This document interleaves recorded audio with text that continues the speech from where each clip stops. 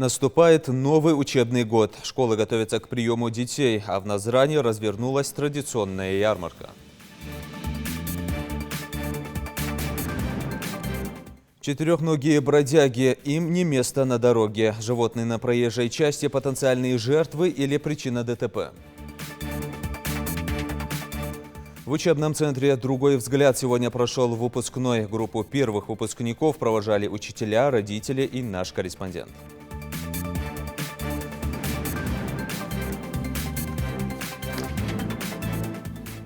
На телеканале «Ингушетия» новости 24. Здравствуйте.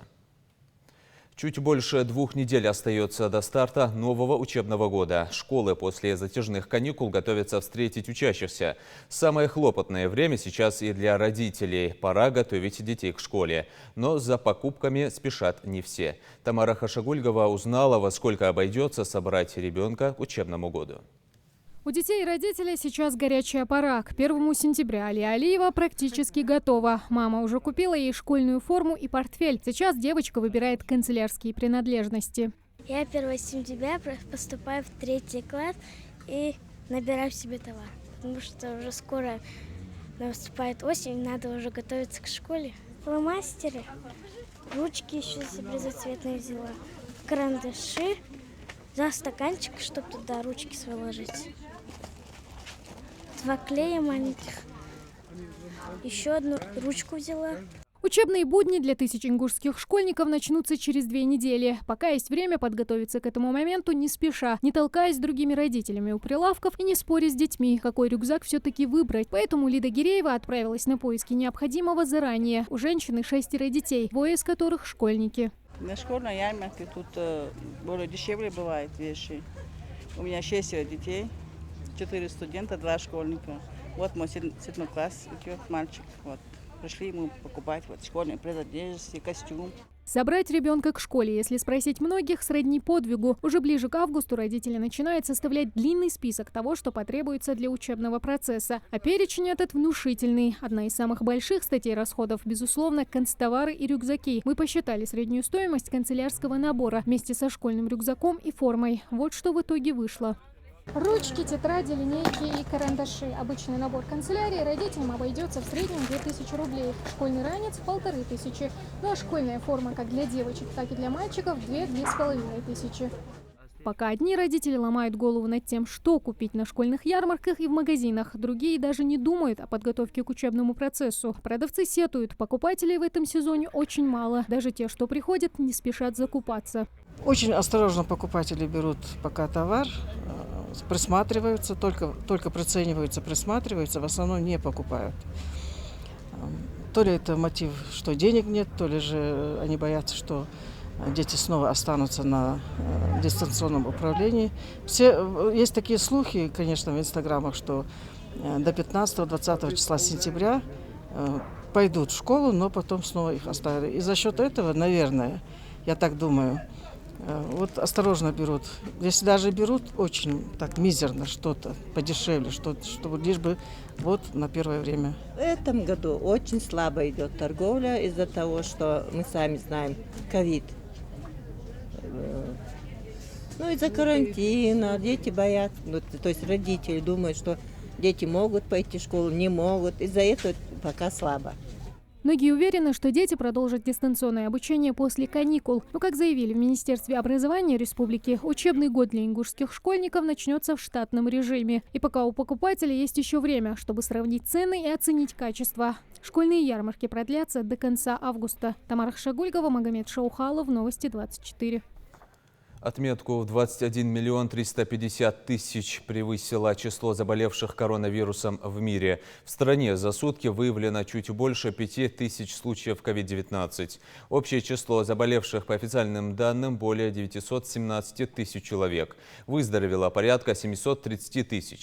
В Ингушетии плюс 23 случая с коронавирусом за сутки.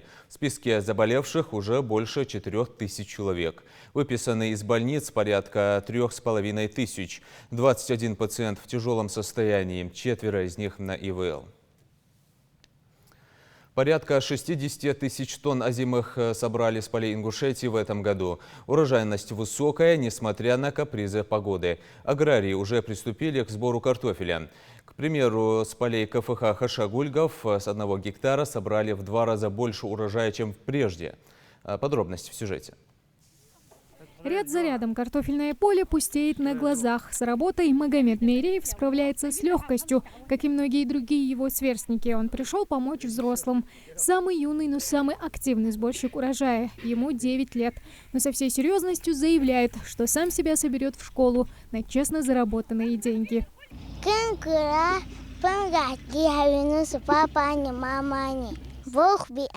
Хашагульга в лидерах среди КФХ республики по выращиванию картофеля и кукурузы. К слову, сейчас как раз сезон сбора первого. В хозяйстве овощем засеяно 150 гектаров. Это в разы меньше, чем в прошлом году.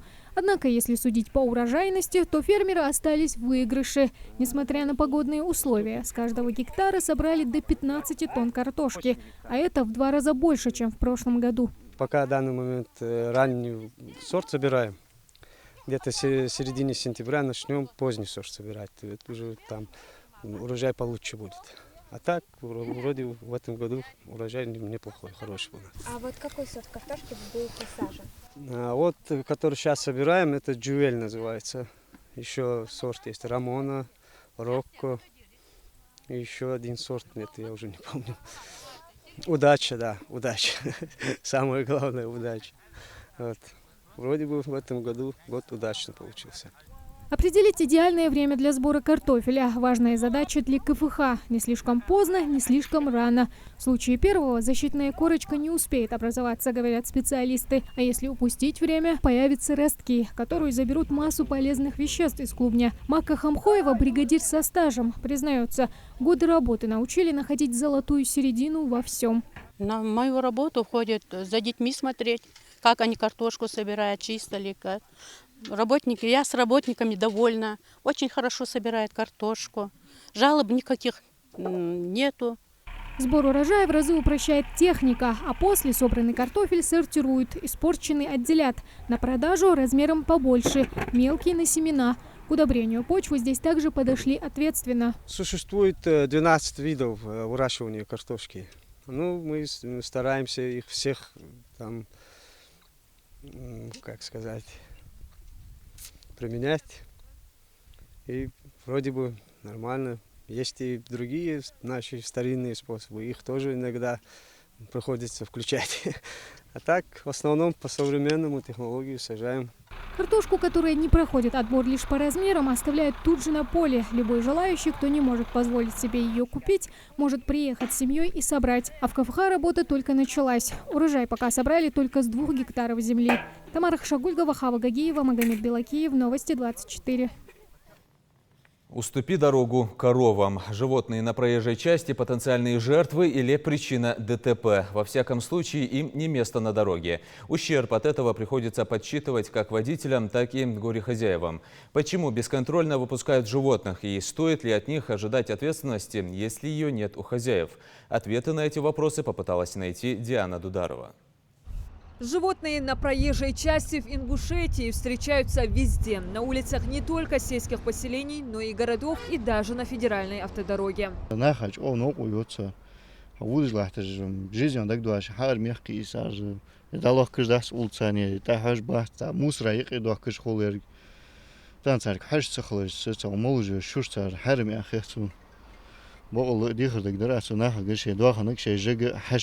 Несанкционированный выпас скота – удобное решение для хозяев. Не нужно тратить средства на их содержание, нанимать пастуха, сгонять животных на пастбище. Вот они и приучились наведываться в чужие огороды, как к себе домой. Поедают чужие посевы и собранный урожай. Сколько корова может натоптать?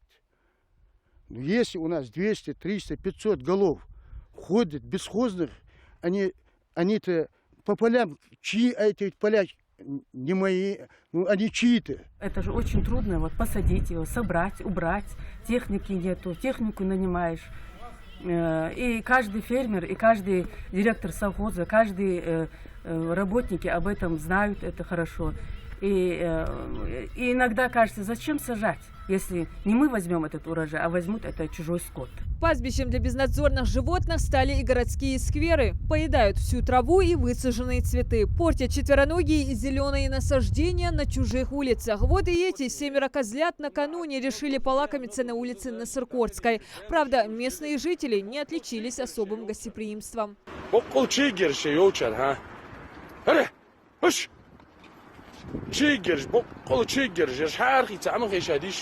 Возмущение жителей можно понять, ведь бродячие животные поедают все на своем пути и портят всю эстетику улиц. А это уже лошади в центре Назрани явно нашли что-то съедобное в мусоре. Такое отношение к животным не только противоречит закону, но и порицается религией. По словам богословов, жертвоприношение такого скота навряд ли станет благом для их владельцев.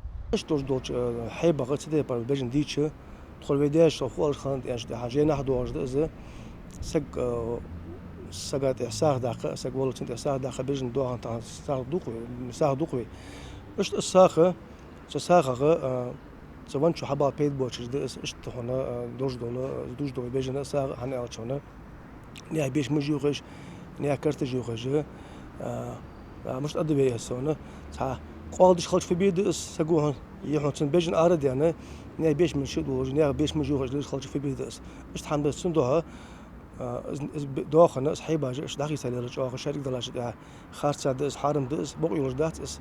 Также животные часто становятся причиной дорожно-транспортных происшествий. Они нередко выскакивают на дорогу в самый неожиданный момент.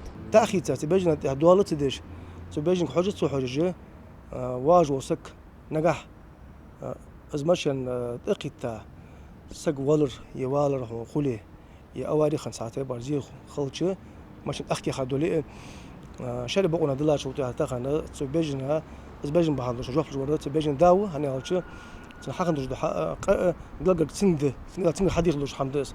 С бесхозными животными борются в регионе не первый год. Что только не предпринимали местные власти. Предусматривали штрафы для хозяев, нарушителей общественного порядка. В одном из поселений региона даже организовали штрафной загон для скота.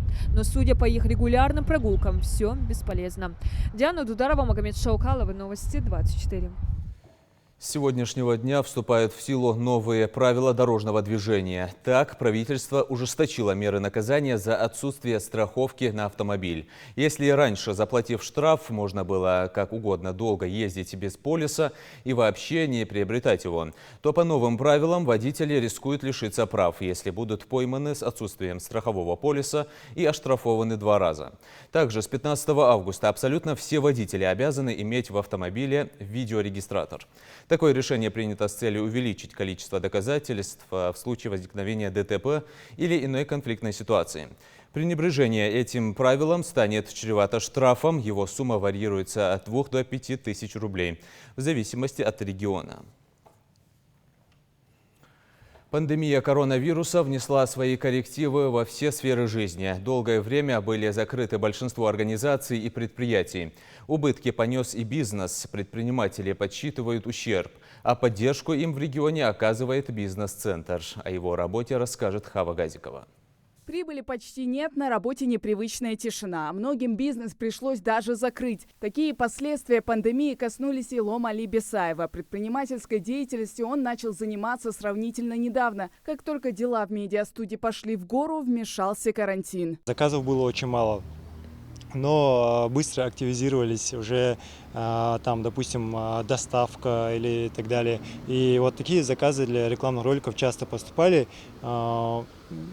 В принципе, бизнес затормозился, но не остановился. Я получил консультацию, как лучше строить маркетинговую работу. Али Чехкиев открыл свой бизнес год назад, но вмешалась пандемия, и дело оказалось убыточным. Я был на одном тренинге, который проводился тут, и тут показывали, рассказывали, как правильно найти подход в работе, найти подход именно по большей части даже к персоналу.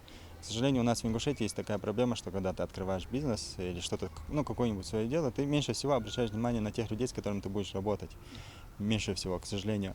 Вот тут в мой бизнес был приглашен человек, чтобы он нам, человек, который действительно разбирается, чтобы он нам показывал, рассказывал, как правильно найти подход к работе. И самое главное, как правильно подобрать персонал и людей, с которыми ты будешь работать. Во время пандемии обращения в формате онлайн возросли в разы, отмечают в бизнес-центре. По словам руководителя, чаще всего к ним обращаются за консультацией по привлечению инвестиций. Если мы сейчас говорим, что предприниматели, там большинство закрылись в период пандемии, да, и после пандемии не смогли реанимировать свои предприятия, то у нас есть опыт даже того, что предприниматель, человек, который не являлся предпринимателем до этого, в период пандемии стал предпринимателем, и у него бизнес уже идет вверх.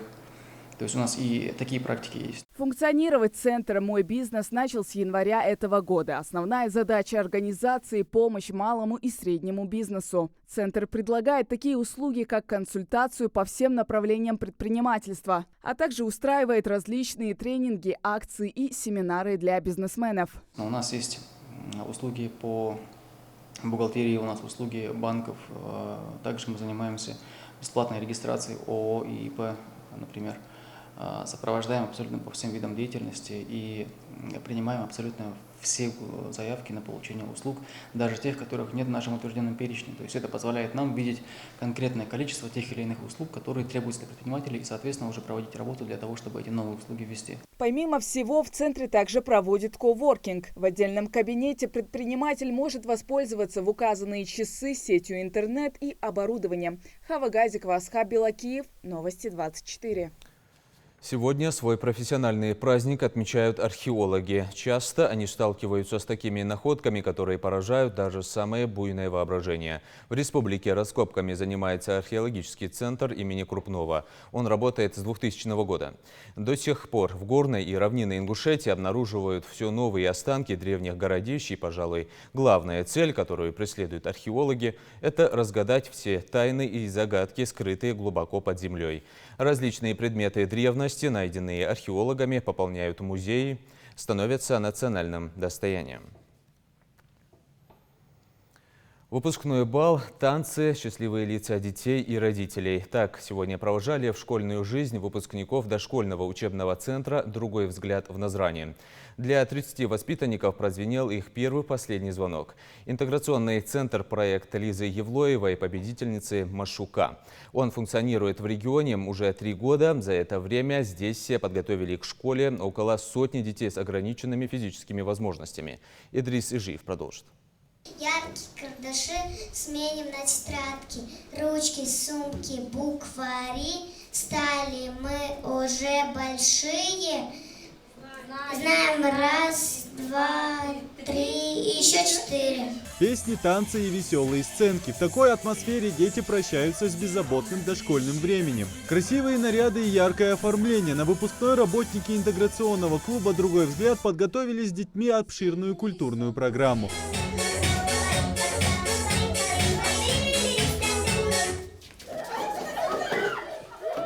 Для семьи Тимирхановых первый выпускной сына – волнительное событие. Казалось бы, лишь недавно он начал ходить в клуб, а теперь ему предстоит пойти в школу. Мама Зарема очень довольна всем, чему ребенок успел научиться здесь. Мы пришли совсем неподготовленными. Мы не умели писать ни буковки, ни циферки. Читали по слогам. Здесь очень дружелюбный коллектив, здесь специалисты своего дела. Детей наших подготовили наилучшим образом. Через 2 недели мы пойдем в школу и, думаем, будем осваивать азы обучения дальше. Воспитатели не скрывают грусти. Им нелегко прощаться с этими непоседами, в которых вкладывали и любовь, и заботу, готовя их к интересной школьной жизни. Еще одно поколение покидает наш учебный центр «Другой взгляд». Огромное вам спасибо, дорогие родители, за то, что выбрали нас, доверили самую дорогую, то, что у вас есть, и самую важную миссию – обучать, подготавливать ваших детей к школе. Мы сделали все, что могли, поверьте, все, что от нас зависит с Хавой, чтобы ваши дети максимально были адаптированы и готовы к школе. «Другой взгляд» – интеграционный центр для дошколят уже более 3 лет ведет работу в Назрани. Это единственное место в Ингушетии, где малыши с ограниченными возможностями могут получить начальное образование, спецпомощь и, конечно же, найти друзей. Наш проект Машуковский, да, то есть по договору у нас должен длиться он год. Но, алхамдулилlah, за это время, то есть мы уже уже работаем 3 года, и я считаю, это абсолютно успешный проект, очень успешный, нужный, важный для нашего региона, так как мы знаем, что людей с ограниченными возможностями, к сожалению, меньше не становится, и, конечно, есть спрос нашего центра. А тому, кто хочет реализовать себя, свои идеи, я желаю удачи, не сдаваться ни в коем случае, потому что путь он всегда нелегок. Ну и какой же праздник без подарков? Каждому воспитаннику здесь собрали портфель первоклассника.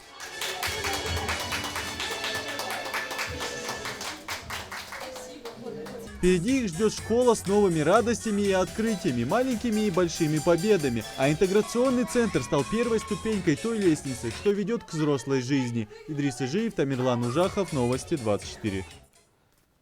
На этом наш выпуск завершен. Оставайтесь на канале Ингуш.